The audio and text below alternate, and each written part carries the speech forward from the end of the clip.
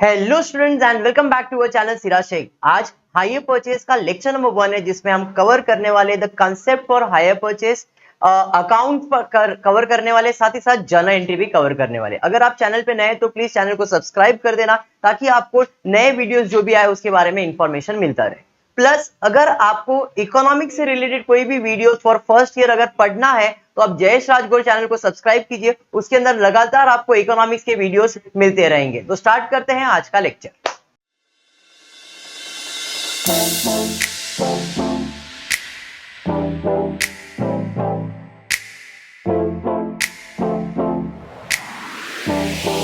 Start करते हैं concept of hire purchase. Hire purchase, अगर आपने अभी किसी ने भी टैक्सी में जब ट्रैवल किया रहेगा तो उसपे जो मीटर लिखा रहता है तो वहां पे लिखा रहता है फॉर हायर। फॉर हायर का मतलब क्या है? आपने उस गाड़ी को टेम्पररी आपके पास लिया है ट्रैवल करने के लिए, उसके बदले में आप उसको क्या देते हो? पैसा देते हो।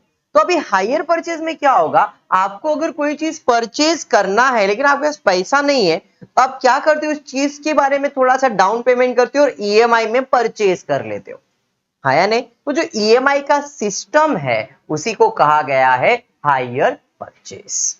बात समझ में आया क्या? अब ये जो हायर परचेज का कंसेप्ट है ये दो पॉइंट ऑफ व्यू से चलने वाला है, एक तो सेलर के पॉइंट ऑफ व्यू से चलने वाला है और एक बायर के पॉइंट ऑफ व्यू से। तो आपके सिलेबस के अंदर ये जो टॉपिक आएगा इसमें आपको पहले रीड करके समझना पड़ेगा कि आपको जो अकाउंट या जर्नल एंट्री सॉल्व करना है कुलदीप, वो किसके पॉइंट ऑफ व्यू से सॉल्व करना है। क्या मुझे परचेजर के पॉइंट ऑफ व्यू यानी कि बायर के पॉइंट ऑफ व्यू से एंट्री सॉल्व करना है या सेलर के पॉइंट ऑफ व्यू से सॉल्व करना है? सेलर के पॉइंट ऑफ व्यू से तो क्या क्या सॉल्व करना पड़ेगा, बायर के पॉइंट ऑफ व्यू से तो क्या क्या सॉल्व करना पड़ेगा। तो मैंने इधर कुछ स्टेप्स लिख के रखा है, पहले ये बेसिक स्टेप है, फिर वो बायर हो या सेलर हो सब में आने वाला ही है। क्या है? तो सबसे पहला परचेज और सेल्स की एंट्री आने वाली है, क्योंकि हायर परचेज करना है तो खरीदना या बेचना तो पड़ेगा ही पड़ेगा, बराबर है। तो first entry in hire purchase will be purchase और सेल्स। अगर बायर के पॉइंट ऑफ व्यू से सोच रहे हो तो परचेज और सेलर के पॉइंट ऑफ व्यू से सोच रहे हो तो सेल्स। समझ में आया? अब परचेज सेल्स होने के बाद क्योंकि ये ईएमआई में है तो आपको डायरेक्टली कोई भी सामान मिलने वाला नहीं, कुछ डाउन पेमेंट करना पड़ेगा ही। तो जो सेकेंड एंट्री होगा वो आपका डाउन पेमेंट का एंट्री आएगा। डाउन पेमेंट का मतलब क्या होता है कि भाई तुम कुछ प्रोडक्ट परचेज करने के लिए गए, ₹1,00,000 का प्रोडक्ट है तो सामने वाला बोले अभी कितना देते वो तो बताओ, तो भाई मैं बोला 10,000 दे रहा हूं, मतलब वो जो 10,000 ऑन द स्पॉट पेमेंट किया उसे हम डाउन पेमेंट कहते हैं। उसके पर कोई भी इंटरेस्ट चार्ज नहीं होता है, क्योंकि अभी जब मैं पेमेंट करने जाऊंगा उस टाइम में इंटरेस्ट मिलेगा क्या? नहीं। इंटरेस्ट कब चार्ज होगा? जब आप उसको लेट पेमेंट करोगे तब इंटरेस्ट चार्ज होता है। तो डाउन पेमेंट पे कोई भी इंटरेस्ट चार्ज नहीं होता है। क्लियर है क्या? तो पहला एंट्री परचेज सेल्स, दूसरा एंट्री डाउन पेमेंट, तीसरा भाई अभी हमने उधार लिया है, ईएमआई लिया, तो सामने वाला ब्याज चार्ज करेगा, इंटरेस्ट चार्ज करेगा। अब इंटरेस्ट सेलर के पॉइंट ऑफ व्यू से भी आएगा, बायर के पॉइंट ऑफ व्यू से भी आएगा। बायर के लिए खर्चा है तो सेलर के लिए इनकम है, तो इंटरेस्ट की एंट्री आने वाली है। बायर के पॉइंट ऑफ व्यू से बायर की बुक में, सेलर के पॉइंट ऑफ व्यू से सेलर की बुक में। समझाइए? कंसेप्ट दिमाग में फिट कर लो भाई, इतनी ही एंट्रीज आने वाली और एक्स्ट्रा कुछ भी नहीं। आपको ये होने के बाद इंस्टॉलमेंट पे करोगे। भाई इंस्टॉलमेंट जो पे करते वो इंटरेस्ट के साथ होता है, हमेशा याद रखो। जो भी आप इंस्टॉलमेंट पे करते हो वो इंटरेस्ट के साथ होगा। अगर मैंने ईएमआई भरा तो मेरे को ईएमआई अगर 10,000 भरना है तो सामने वाला का 10,000 तो भरने का है, प्लस आपको 200 रुपया, 500 रुपया, 1,000 रुपया, 2,000 रुपया इंटरेस्ट भी भरना पड़ेगा। मतलब इंस्टॉलमेंट का अमाउंट किसके साथ आएगा? इंटरेस्ट के साथ। बायर के लिए भी है, सेलर के लिए। बायर पे करेगा तो सेलर रिसीव करेगा, तो ये रिसीव करने का इंस्टॉलमेंट का एंट्री पास करेगा और परचेजर पे करने का एंट्री का इंस्टॉलमेंट पास करे, एंट्री पास करेगा। क्लियर है क्या? बैठ रहा है दिमाग में कंसेप्ट? पक्का? Lastly depreciation. डेप्रिसिएशन कौन चार्ज करता है? सिर्फ बायर, सेलर नहीं। क्यों? क्योंकि सेलर थोड़ी बहुत मशीन को यूज करने वाला, प्रोडक्ट यूज करने वाला है। यूज कौन करने वाला है? बायर। तो बायर की बुक में क्या आने वाला है? डेप्रिसिएशन। लेकिन सेलर की बुक में क्या आने वाला है? क्लोजिंग। समझ में आया क्या? तो सेलर के बुक में क्लोजिंग आएगा बट बायर के बुक में डेप्रिसिएशन और उसके बाद क्लोजिंग होने वाला है। अंडरस्टूड? तो बायर और सेलर का कंसेप्ट हायर परचेज में समझ में आया। बायर और सेलर। आपको क्वेश्चन में सोचना है या पढ़ना है क्या दिया है, बायर के पॉइंट ऑफ व्यू से है या सेलर के पॉइंट ऑफ व्यू से है। क्लियर? तो ये आपको मैंने स्टेप बता दिया। इसमें दो वर्किंग बनने वाला है, एक इंटरेस्ट का कैलकुलेशन और एक है डेप्रिसिएशन का कैलकुलेशन। डेप्रिसिएशन का कैलकुलेशन कब आएगा, जब बायर का पॉइंट ऑफ व्यू होगा। तो इंटरेस्ट का कैलकुलेशन तो सेलर के लिए भी है और बायर के लिए भी है। बात समझ में आया क्या? उसके अलावा कुछ एक इधर स्पेस रखा है, वो बताऊंगा उसका क्या करना है। क्लियर? आज जो हम लोग क्वेश्चन करने वाले, इसमें मैं आपको जर्नल एंट्री भी करवा दूंगा और इसके अंदर लेजर भी करवा दूंगा। तो आपका क्या हो जाएगा, कंसेप्ट पूरा जो एक सम का है वो क्लियर हो जाएगा। एफवाई के अंदर आपका एग्जाम ऑनलाइन है, ये आपको भी मालूम है, ये सेमेस्टर ऑनलाइन एग्जाम होने वाला है। ये सेमेस्टर मतलब सेमेस्टर 1 ऑनलाइन एग्जाम्स अगर हो रहा है तो ऑब्जेक्टिव्स आने वाला है। तो ऑब्जेक्टिव्स में आपको ये जो कंसेप्ट है ये दिमाग में अगर रहेगा तो आप ऑब्जेक्टिव्स प्रॉपर सिलेक्ट कर सकते हो। भाई इंटरेस्ट किसको एक्सपेंस है, किसके लिए इनकम है, डेप्रिसिएशन किसके लिए एक्सपेंस है, किसके लिए इनकम, ये सब चीजें पॉइंट आपको याद रखनी है। हायर परचेज का कंसेप्ट भी ध्यान में रखना है। क्लियर? स्टार्ट करते, क्वेश्चन देखते क्या दिया है। क्वेश्चन दिया है 1 Jan 2010 में M has purchased a machine from A and paid rupees 8,000 at a time of delivery. The cash price was rupees 48,000. The balance was paid in the following 4 installments on 31st December every year with an interest of 5% on cash price rupees 12,000. On 31st December 2010 rupees 11,500. On 31st December 2011 rupees 11,500 and 31st December 2012 rupees 10,500 and on 31st December कुछ date में शायद ऊपर नीचे हुआ है, machine was to be depreciated at the rate 10% per annum on reducing balance method. Prepare machinery account and vendor account in the books of M using full cash price यानी कि credit purchase method. Credit purchase मतलब जब उधार में आप सामान खरीदते हो उसे आप क्रेडिट परचेस मेथड ही कहते हो। मतलब जो मैंने अभी आपको एक्सप्लेन किया उस मेथड का नाम है फुल कैश प्राइस मेथड या क्रेडिट परचेस मेथड। ठीक है, अब इसके लिए मैं क्या करूंगा, तो सबसे पहला कंपनी ने कौन से तारीख को परचेज किया है, जैन में, और ईयर एंड क्या है, दिसंबर। तो मैं एक छोटा सा कैलेंडर बना, जैन, फेब, मार्च, अप्रैल, मई, जून, जुलाई, अगस्त, सितंबर, अक्टूबर, नवंबर, दिसंबर। मैंने एक साल का कैलेंडर प्रिपेयर किया। ठीक है, अब इस कैलेंडर में मैं ना मार्किंग करूंगा कि कौन से डेट को क्या क्या हुआ है। तो आप देख सकते हो कि 1 जैन को मैंने एक मशीन परचेज किया है जिसका कीमत है 48,000 और मैंने जिस दिन परचेज किया था उस दिन मैंने क्या किया, इसमें ना 8,000 का डाउन पेमेंट किया, लेस 8,000 डीपी। कौन सी तारीख को किया है, 1 तारीख। इतना वर्किंग समझ में आया? ठीक है, फिर आगे क्या दिया है कि आगे उसने बोला है कि आपका जो भी वैल्यू बच गया ये आप 4 इंस्टॉलमेंट में पे करने वाले, और इंस्टॉलमेंट कब पे करने वाले, 31 दिसंबर एवरी ईयर। ये मैंने परचेज किया है 2010 में, तो जनवरी 2010 से दिसंबर 2010, फिर 2011, फिर ये 2012, ये 2012, ये 2013, ये 2013। ये पहला इंस्टॉलमेंट, ये दूसरा इंस्टॉलमेंट, ये तीसरा इंस्टॉलमेंट, ये चौथा इंस्टॉलमेंट।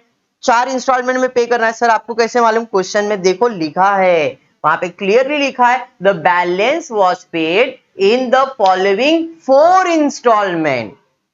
बात समझा? अभी आप दिमाग लगाओ, आपने 1 तारीख को परचेज किया, कितने का मशीन, 48 का। आपने कितना पे कर दिया है, 8,000। अभी कितना पे करने का है, 40,000 पे करने का है। 40,000 पे करना है, 4 इंस्टॉलमेंट। तो आप बोलेंगे सर 10,000 10,000 भर दो। बोलूंगा नहीं, आपने इंस्टॉलमेंट 10,000 नहीं भरा है। आपने इंस्टॉलमेंट कितना भरा है, तो आपका जो पहला इंस्टॉलमेंट है जरा आप चेक करो, तो आपका जो पहला इंस्टॉलमेंट है 31 दिसंबर, यहां पे फर्स्ट इंस्टॉलमेंट आपने पे किया है 12,000। फिर यहां पे आपने पेमेंट किया है सेकेंड इंस्टॉलमेंट, कितने का, 11,500 का। फिर आपने तीसरा इंस्टॉलमेंट यहां पे किया है कितने का, 11,000 का। एंड लास्ट इंस्टॉलमेंट आपने यहां पे किया है कितने का? 10,500। ये मैं नहीं बोल रहा हूं, क्वेश्चन बोल रहा है। आप देख सकते हो 1 दिसंबर में आपने पे किया है 12,000, फिर आपने पे किया है 11,500, फिर आपने पे किया है 11,000 और फिर आपने पे किया 10,500। तो सर ये जो है वो क्या है? इंस्टॉलमेंट है, हाँ या नहीं? 31 दिसंबर को खाली इंस्टॉलमेंट नहीं होगा, इंस्टॉलमेंट के साथ क्या आने वाला है? इंटरेस्ट। तो लॉजिकली अगर मैं बात करूं, सर मुझे देना 10,000 था, 10,000 10,000 10,000 10,000 हर साल देना था, बट मैंने पे कितना किया है? 12,000। तो अगर मैं लॉजिकली बात करूं तो यहां पे मैंने 2,000 रुपया इंटरेस्ट दिया है, यहां मैंने 1,500 इंटरेस्ट दिया है, यहां मैंने 1,000 रुपया इंटरेस्ट दिया है और यहां मैंने 500 रुपया इंटरेस्ट दिया है। क्योंकि 10,000 का मेरा ईएमआई अगर होगा तो 10 में से 12 तो 2,000 ज्यादा दिया, 10 में 11,500 1,500 ज्यादा दिया, 10,000 में 11,000 1,000 ज्यादा दिया, 10,000 में 500 500 ज्यादा दिया, तो ये मेरा इंटरेस्ट भी आ गया। अगर आप क्वेश्चन ध्यान से देखोगे तो क्वेश्चन में रेट ऑफ इंटरेस्ट दिया है 5%, बराबर है। अब मैं क्रॉस चेक करके देखूंगा ये जो मेरे को इंटरेस्ट आया है ये राइट है या रॉन्ग, 5% से मैं कैलकुलेट भी करूंगा, फिर मेरे को मालूम पड़ जाएगा कि हाँ ये करेक्ट है या रॉन्ग। इतना समझा है आपको? वर्किंग इतना क्लियर हुआ? पक्का? देखो स्टेप वाइज, पहले परचेज सेल्स होगा, फिर डाउन पेमेंट होगा, इंटरेस्ट भी आ गया, इंस्टॉलमेंट में भी आ गया। अब डेप्रिसिएशन कब कैलकुलेट होता है? ईयर एंड पे। और डेप्रिसिएशन कौन से मेथड में बोला है? WDV method. तो हम लोग यहां पे कैलकुलेट कर लेंगे। कंसेप्ट यहां तक बैठ गया दिमाग में? चलिए फिर स्टार्ट करते। पहला मैं कैलकुलेट करता हूं इंटरेस्ट। अब मैंने परचेज कब किया है? 1 जनवरी 2010। जब मैंने परचेज किया था तो मेरा ओपनिंग कैश प्राइस मतलब मशीन का कीमत कितना था? इंस्टॉलमेंट या डाउन पेमेंट कितना किया था मैंने? कोई इंटरेस्ट पहले को चार्ज किया रहेगा क्या मैंने? नहीं। फिर कोई कैश पेमेंट? हाँ सर पूरा आपने 8,000 का कैश पेमेंट किया है, तो आपका बैलेंस कितना है?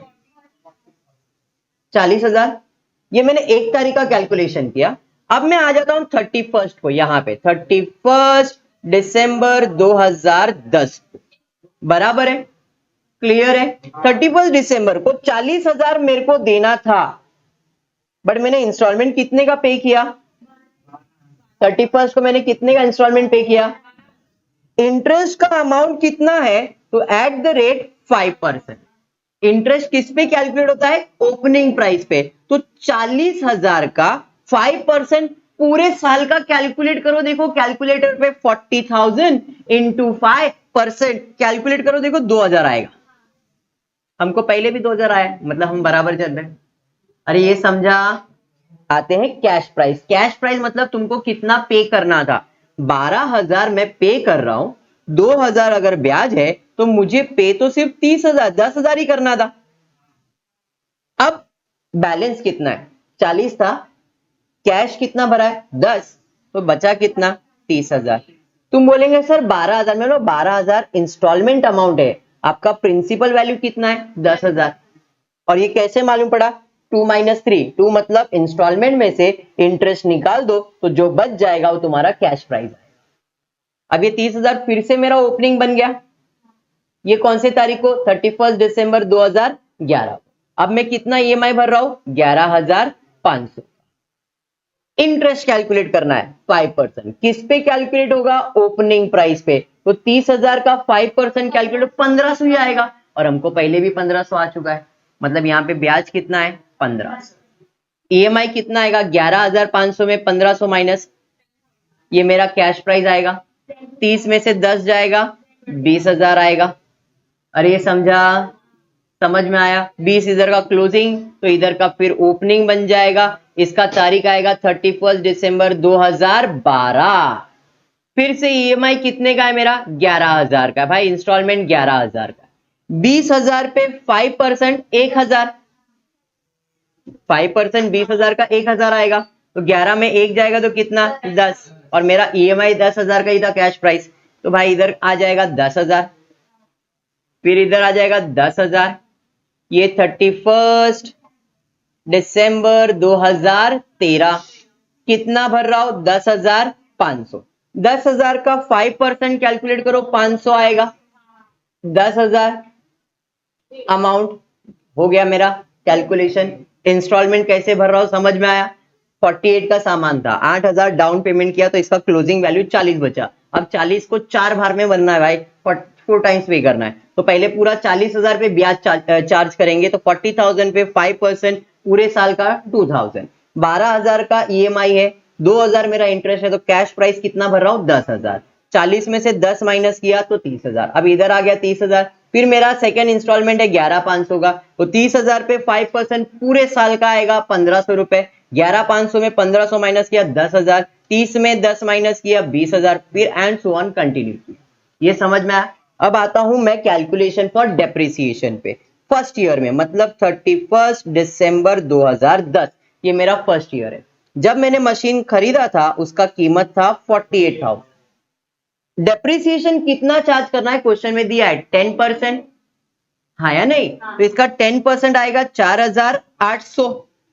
कौन सा मेथड है WDV मेथड है। WDV मेथड का मतलब है जो इधर का क्लोजिंग वो नए साल का ओपनिंग। तो 48 में 4,800 माइनस होगा कितना 43,200। क्या बात है, जो इधर का क्लोजिंग है वो नए साल का ओपनिंग बन जाएगा, मतलब 31 दिसंबर 2011 का।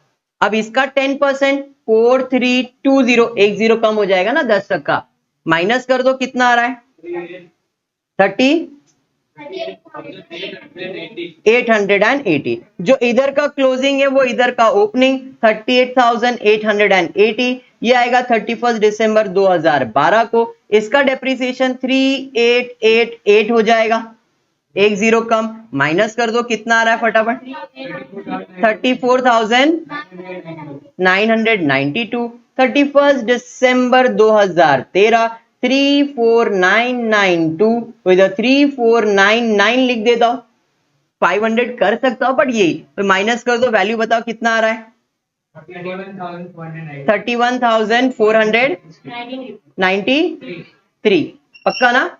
चलिए इतना समझ में आया। देखो मैंने अभी तक सम स्टार्ट भी नहीं किया है, मैंने पहले वर्किंग प्रिपेयर किया। वर्किंग में मैंने क्या प्रिपेयर किया, सबसे पहला मैंने देखा क्या क्या हुआ है क्वेश्चन में।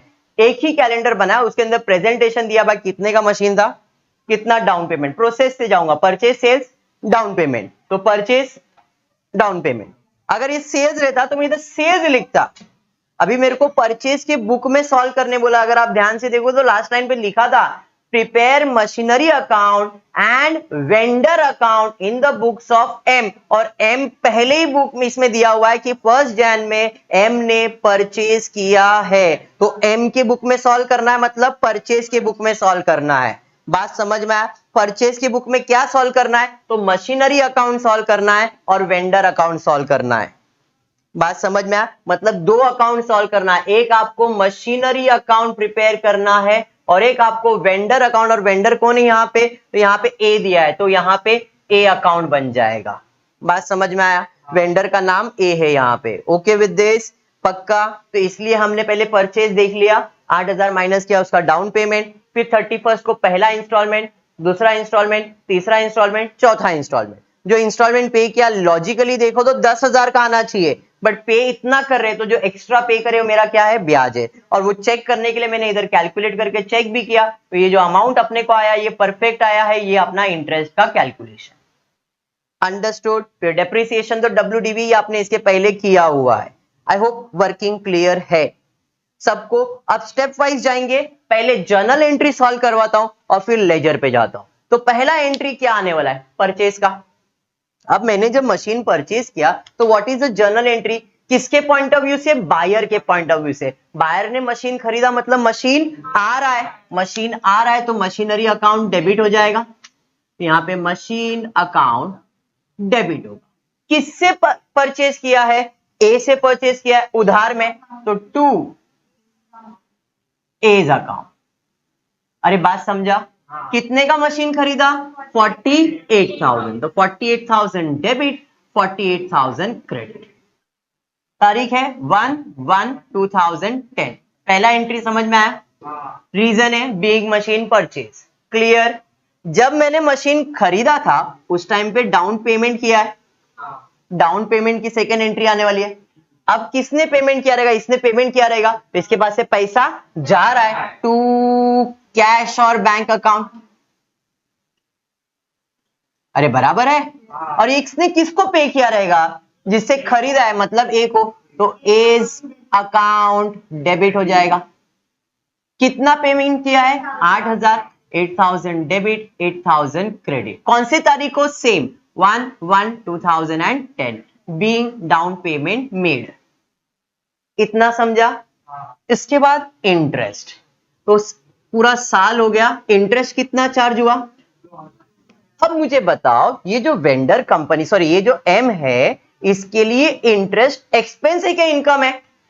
सर एक्सपेंस है, और रूल हमने देखा है debit all expense and losses, credit all incomes and gain. तो भाई डेबिट में इंटरेस्ट अकाउंट डेबिट, एक्सपेंस है तो डेबिट में टू क्या आ जाएगा? किसको देना है ये इंटरेस्ट? ए को ना, यहां पे टू एज अकाउंट। समझ में आया क्या? कितना इंटरेस्ट है? 2,000। 2,000 डेबिट, 2,000 क्रेडिट। स्टेप वाइज ही जा रहा हूं मैं, कुछ भी नया नहीं कर रहा भाई, यहां तक आ गया अपन। इंटरेस्ट के बाद क्या आने वाला? इंस्टॉलमेंट। इसका डेट क्या रहेगा? 31 दिसंबर 2010। अंडरस्टूड? ये एंट्री सब बार रिपीट होने वाला है, हर बार रिपीट होने वाला है। इंटरेस्ट के बाद इंस्टॉलमेंट। कितने का इंस्टॉलमेंट? 12,000 का इंस्टॉलमेंट। अब ये पे करेगा कि रिसीव करेगा? सर ये तो पे करेगा। पे करेगा मतलब इसके पास से पैसा जा रहा है, किसके पास? ए के पास। तो यहां पे आएगा A's account debit to cash और बैंक अकाउंट। अरे ये समझा क्या? कितना पे करेगा? 12,000। 12,000 debit, 12,000 credit being instalment amount paid 31 December 2010। ये समझा? पक्का समझा? इंस्टॉलमेंट के बाद डेप्रिसिएशन। बायर है तो डेप्रिसिएशन आएगा। अब इसको पहले साल में कितना डेप्रिसिएशन है? अब डेप्रिसिएशन एक्सपेंस है क्या इनकम है? इसके लिए एक्सपेंस है ना भाई, मेरे प्रॉपर्टी का वैल्यू कम हो रहा तो एक्सपेंस है, तो जो भी एक्सपेंस है डेबिट में, तो डेप्रिसिएशन अकाउंट डेबिट टू किसके ऊपर डेप्रिसिएशन है? मशीन। तो यहां पे मशीनरी अकाउंट आएगा। अरे बात समझा? कितना डेप्रिसिएशन? 4,800। 4,800। ये समझ में आया क्या? अब जरा ध्यान दो मैं क्या बोल रहा हूं। इसके अंदर से अब नेक्स्ट ईयर जब भी आप जाओगे तो 3 एंट्री रिकरिंग है, 1 2 3 सब कॉपी पेस्ट होने वाला है। खाली अब क्या बदलते जाएगा? अमाउंट। ये सब चीज सेम, क्योंकि पहला मशीन खरीद लिया, डाउन पेमेंट कर दे, ये तो इधर आने वाला। उसके बाद नए साल में आने वाला है क्या? नहीं। तो नए साल में क्या क्या आएगा? Interest, instalment, depreciation. Interest, instalment, depreciation. Interest, instalment, depreciation. कब तक? जब तक आपको पे करने का है। अरे ये समझा? उसके अलावा मैंने आपको बताया डेप्रिसिएशन के बाद क्या होने वाला है। तो क्लोजिंग एंट्री क्या है, जरा ध्यान देना। क्लोजिंग के लिए क्या करने का? जितने भी एक्सपेंस या इनकम है इन सब को प्रॉफिट एंड लॉस में ट्रांसफर करने का। इस कंपनी के पास या इस पर्सन के पास एक इंटरेस्ट है और एक डेप्रिसिएशन है, दोनों है डेबिट, दोनों है डेबिट, तो ट्रांसफर करने के लिए करेंगे क्रेडिट। तो to interest account to depreciation account. और ये दोनों ट्रांसफर किधर करने का? प्रॉफिट एंड लॉस में। तो यहां पे आएगा profit and loss account debit. Interest कितना? 2,000। डेप्रिसिएशन कितना? 4,800। टोटल 6,000। 31 दिसंबर 2010। 31 दिसंबर 2010। इतना समझा आपको? पक्का समझा है? 100% समझा है आर्यन? आर्यन अब इसके बाद क्या होगा? ये पहला साल खत्म हो गया। पहले साल में क्या क्या एंट्री आया? परचेज का एंट्री आया, डाउन पेमेंट का एंट्री आया, इंटरेस्ट, इंस्टॉलमेंट, डेप्रिसिएशन, क्लोजिंग। ये समझा? सेकेंड ईयर में जाएंगे, जब सेकेंड ईयर में आएंगे, सेकेंड ईयर में आएंगे तो इंस्टॉलमेंट है और इंटरेस्ट है और डेप्रिसिएशन है। बायर है इसलिए, सेलर रहता तो डेप्रिसिएशन नहीं आता। तो यहां पे अब 3 एंट्री कौन सी? Same copy paste. Interest account debit to क्या आ जाएगा? H account, A account. कितना है? आप सेकेंड ईयर में इंटरेस्ट देखो 1500 आपने ऑलरेडी कैलकुलेट किया है, यहां पे आ जाएगा 1500। अरे ये समझा क्या? पहला इंटरेस्ट, उसके बाद instalment, A account debit to cash और बैंक अकाउंट। कितने का ईएमआई? 11,500, 11,500, ये आपका सेकेंड एंट्री हो गया। फिर डेप्रिसिएशन देना है। अब डेप्रिसिएशन सेकेंड ईयर में कितना है? 4320। यहाँ पे depreciation account debit to machinery account, क्योंकि डेप्रिसिएशन मशीन पे है। अरे बात समझा? कितना? 4320, तो 4320, 4320। फिर उसके बाद profit and loss, same entry करना। अभी मैं यहाँ पे लिख रहा नहीं हूं, बट आपके दिमाग में इतना तो बिठा दिया है। ऐसे अपने को कितनी बार लिखना है? ये सेकेंड ईयर में है, थर्ड ईयर में, फोर्थ ईयर में, खाली रिपीट करना है एंट्री और अमाउंट चेंज करते जाना है। बात समझ में आया क्या? यही है आपका हायर परचेज। अब क्वेश्चन में जर्नल एंट्री पूछा नहीं है, क्वेश्चन में डायरेक्टली लेजर पूछा है। तो डायरेक्ट लेजर भी आप डायरेक्टली इधर से ही कर सकते हो।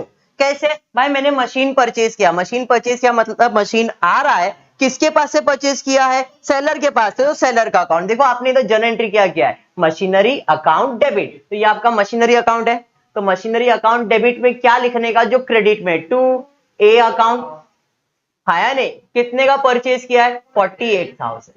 ए अकाउंट बनाया है? हाँ सर ए अकाउंट बनाया है, तो ए अकाउंट क्रेडिट, तो ए अकाउंट के क्रेडिट में बाय मशीनरी अकाउंट। अरे ये समझा? कितना? 48,000। ये लेजर पोस्टिंग बोलते हैं इसे, आपने 11th स्टैंडर्ड में किया है ये। क्लियर? तो पहला एंट्री डन। तारीख क्या है? 1/1/2010, 1/1/2010। पहला एंट्री समझ में आया? दूसरा एंट्री, ए अकाउंट डेबिट बनाया है क्या? हाँ सर ए अकाउंट डेबिट, डेबिट में लिखेंगे टू कैश और बैंक अकाउंट। कितना? 8,000। और कैश और बैंक अकाउंट क्रेडिट, वो तो सर बनाया नहीं है। कैश और बैंक बनाया क्या? नहीं। तो भाई इसको भूल जाओ। जिसको अभी भी ऐसा लग रहा है ये डिफिकल्ट है, तो 11th स्टैंडर्ड का लेजर वाला एंट्री लेसन वीडियो चेक करो, उसके अंदर क्लियरली आपको ये जो जर्नल एंट्री से पोस्टिंग जो है वो समझ में आएगा। आपको अगर आपका बेस क्लियर नहीं है तो 11th स्टैंडर्ड के वीडियोस चेक करो, उसमें आपको जर्नल एंट्री कैसे बनता है, लेजर पोस्टिंग कैसा होता है, ये समझ में आ जाएगा। क्लियर? पक्का है ना आपको? तो भाई इधर मैंने ए अकाउंट बनाया था, ए अकाउंट डेबिट। कैश अकाउंट बनाया है क्या? नहीं। इंटरेस्ट अकाउंट बनाया है? नहीं। ए अकाउंट बनाया है? हाँ सर ए अकाउंट क्रेडिट बोल रहा है, तो बाय इंटरेस्ट अकाउंट। कितना? तो 2,000। उसके बाद फिर से ए अकाउंट डेबिट, तो A account debit to cash और बैंक अकाउंट। कितना? 12,000। फिर उसके बाद डेप्रिसिएशन, मशीनरी अकाउंट बनाया है सर, तो मशीनरी अकाउंट में क्रेडिट में बाय डेप्रिसिएशन अकाउंट। कितना? 44,800। बस ये आपका पहला साल, इतना ही है, आपको इतना ही पोस्टिंग करना है। पहला साल डन। अब क्लोजिंग करते हैं, पहले साल का क्लोजिंग करेंगे। तो ये साइड का टोटल ज्यादा है, ये साइड का टोटल ज्यादा है 48,000, माइनस करेंगे तो आपको इधर आंसर आएगा 43,200 बाय बैलेंस कैरी फॉरवर्ड। इधर का क्लोजिंग तो इधर का opening, to balance brought down 43,200। ये मैंने मशीनरी अकाउंट क्लोज किया। अब इधर आता, कौन सा साइड ज्यादा लग रहा है सर? 50,000, 50,000, 50,000। 50,000 में 20,000 माइनस होगा तो 30,000 आएगा। तो इधर टू बैलेंस कैरी फॉरवर्ड, उधर का क्लोजिंग तो इधर का opening, by balance brought down. कितना? 30,000। समझ में आया? क्लोजिंग समझा? दूसरे साल में इसकी एंट्री नहीं आएगी, अभी दूसरे साल में फिर से ये 3 एंट्री आएगी। इंटरेस्ट अकाउंट बनाया है? नहीं। ए अकाउंट बनाया? हाँ सर ए अकाउंट क्रेडिट, तो ए अकाउंट क्रेडिट में बाय क्या लिखोगे? Interest account. कितना? 1,500। ए अकाउंट डेबिट सर बनाया है? हाँ सर बनाया है, टू कैश और बैंक अकाउंट 11,500। फिर डेप्रिसिएशन अकाउंट नहीं, मशीनरी अकाउंट बनाया? हाँ सर बनाया, बाय डेप्रिसिएशन अकाउंट 4320। और कुछ है क्या? नहीं। उसके बाद क्या रहेगा? Profit and loss. तो चल अब ये क्लोजिंग कर लेंगे 43,200 43,200 माइनस करेंगे तो इधर बैलेंस आपको आएगा बाय बैलेंस कैरी फॉरवर्ड कितना है, तो यहां पे बैलेंस आएगा 38,880। यहां का क्लोजिंग तो यहां का opening, to balance brought down 38,880। अब इतना एंट्री पास किया तो पोस्टिंग किया, अब डायरेक्ट करेंगे, डायरेक्ट में वापस से इसके अभी थर्ड ईयर में जाओगे तो सबसे पहला कौन सा एंट्री आएगा, इंटरेस्ट, फिर कैश इंस्टॉलमेंट और फिर डेप्रिसिएशन। अब इंटरेस्ट इसके लिए, इसके पॉइंट ऑफ व्यू से सोचो तो इसके लिए क्या है, एक्सपेंस है, तो इंटरेस्ट अकाउंट डेबिट और ए अकाउंट क्रेडिट। तो यहां पे पहले इसका क्लोजिंग कर लेते हैं, यही साइड ज्यादा है 31,500 माइनस करोगे 20,000 आएगा, टू बैलेंस कैरी फॉरवर्ड इधर से इधर आ जाएंगे, बाय बैलेंस ब्रॉट डाउन कितना बैलेंस 20,000। अब थर्ड ईयर में जाएंगे तो क्या क्या आने वाला है, तो थर्ड ईयर में इंटरेस्ट आएगा, क्या इंस्टॉलमेंट आएगा और डेप्रिसिएशन। तो इंटरेस्ट इसके लिए एक्सपेंस है तो बाय इंटरेस्ट अकाउंट कितना है, थर्ड ईयर का इंटरेस्ट 1,000, थर्ड ईयर का इंटरेस्ट 1,000 है ना। फिर डाउन पेमेंट आ जाए, इंस्टॉलमेंट कितने का पे किया है 11,000 का, तो यहां पे आ जाएगा टू कैश और बैंक 11,000। उसके अलावा डेप्रिसिएशन, थर्ड ईयर का डेप्रिसिएशन है 3888, तो यहां पे बाय डेप्रिसिएशन 3888। ये समझा, चलिए टोटल कर लेते हैं अब, 38,880 38,880 माइनस करेंगे, ऑलरेडी तुम्हारे पास उसका आंसर है 34,992 बाय बैलेंस कैरी फॉरवर्ड, इधर का क्लोजिंग तो इधर का opening, to balance brought down. और हम लिखना नहीं है, पहले ध्यान दे दो फिर कंप्लीट कर लेंगे अपन, ठीक है। यहां तक इधर का क्लोजिंग करते 21,000 21,000 21,000 में 11,000 माइनस होगा 10,000, तो इधर का क्लोजिंग है तो टू बैलेंस कैरी फॉरवर्ड, तो इधर आएगा बाय बैलेंस ब्रॉट डाउन 10,000 बराबर है। लास्ट में आएंगे तो फिर इंटरेस्ट की एंट्री और इंस्टॉलमेंट की एंट्री, तो इंटरेस्ट है तो बाय इंटरेस्ट अकाउंट कितना 500 एंड इंस्टॉलमेंट है तो टू कैश और बैंक 10,500। देखो अब ये टैली हो गया, खत्म। मशीनरी अकाउंट पे आएंगे तो यहां पे बाय डेप्रिसिएशन अकाउंट कितना है 3499, फिर इसको क्लोज करो, इसको क्लोज करो, तो जो भी बैलेंस आएगा वो नेक्स्ट ईयर में कैरी फॉरवर्ड हो जाएगा। अब इसका बैलेंस निकाला नहीं है तो बाय बैलेंस कैरी फॉरवर्ड जो भी आएगा वो यहां पे ओपनिंग हो जाएगा। बात समझा। सवाल है डेट का, तो डेट आपको मालूम है कौन सा लिखने का है, सब में 31 डेट आने वाला है। कंसेप्ट समझा हायर परचेज का। ये मैंने अभी जो सॉल्व किया ये कौन से पॉइंट ऑफ व्यू से सॉल्व किया है, बायर यानी कि परचेजर के पॉइंट ऑफ व्यू से। सेम सम आ सकता है बट सेलर के पॉइंट ऑफ व्यू से भी आएगा। तो आपको ये चीज याद रखना कि भाई मुझे इतनी ही एंट्री सॉल्व करने। कौन सा एंट्री है, पहला परचेज सेल्स, फिर down payment, interest, instalment, depreciation. Interest है, इंस्टॉलमेंट है, डेप्रिसिएशन है, ये तीन चीज आपको पकड़ के चलना है। और इन तीन चीज का पोस्टिंग करना, क्लोजिंग करना है, पोस्टिंग करना है, क्लोजिंग करना है, पोस्टिंग करना है, क्लोजिंग करना है। उसके लिए ये जो वर्किंग है ये आपके अगर प्रॉपर बन जाते हैं तो यहां पे देखो आपको आंसर फटाफट मिलते जा रहा है। एग्जाम में अगर जर्नल एंट्री पूछा है तो जर्नल एंट्री, लेजर पूछा है तो लेजर, जो पूछेगा वो। अगर आपका डायरेक्ट लेजर बनाना इजी आता है तो भाई डायरेक्ट लेजर कर सकता हो। मशीन खरीदा, मशीनरी अकाउंट डेबिट, और जिससे खरीदा उसका अकाउंट क्रेडिट। फिर पेमेंट किया तो पैसा गया किसके पास, एक के पास, तो ये अकाउंट डेबिट, पैसे का अकाउंट बना नहीं, भूल जाओ। इंटरेस्ट मेरे लिए खर्चा है, किसको देने का, एक होता है उसको देने का, वो रिसीवर है, उसके अकाउंट में क्रेडिट डाल देना है। समझ में आया क्या। तो इस पॉइंट ऑफ व्यू से भी अगर आप करते हो, गोल्डन रूल के पॉइंट ऑफ व्यू से भी करोगे तो आपको ये कंसेप्ट क्लियर होगा। अब ये गोल्डन रूल क्या है, 11th स्टैंडर्ड पता है, रियल, नॉमिनल, पर्सनल, याद है कि नहीं। गोल्डन रूल याद करो, पोस्टिंग समझ में आ जाएगा। क्लियर है। आई होप आपको वीडियो पसंद आए तो प्लीज वीडियो को लाइक कर देना, फ्रेंड्स ग्रुप में शेयर करना और चैनल को सब्सक्राइब करना। Thank you for watching the video.